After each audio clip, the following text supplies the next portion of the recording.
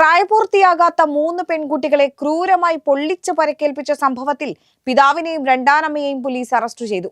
അരീക്കോട് കാവനൂർ തോട്ടിലങ്ങാടി സുന്നി പള്ളിയുടെ ഉടമസ്ഥതയിലുള്ള കെട്ടിടത്തിൽ താമസിച്ചു വരികയായിരുന്ന ബിഹാർ സ്വദേശികളാണ് അറസ്റ്റിലായത്.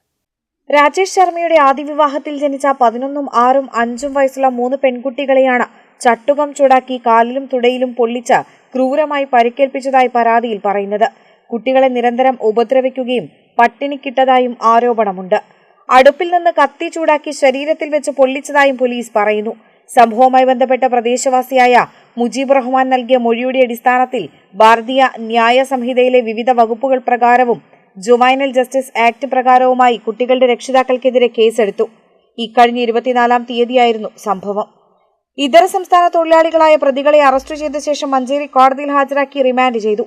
സംഭവത്തെ തുടർന്ന് പ്രദേശത്ത് പ്രതിഷേധം ശക്തമാണ്. പോലീസ് അന്വേഷണവും പുരോഗമിക്കുന്നുണ്ട്. കേരള വിഷൻ, വണ്ടൂർ.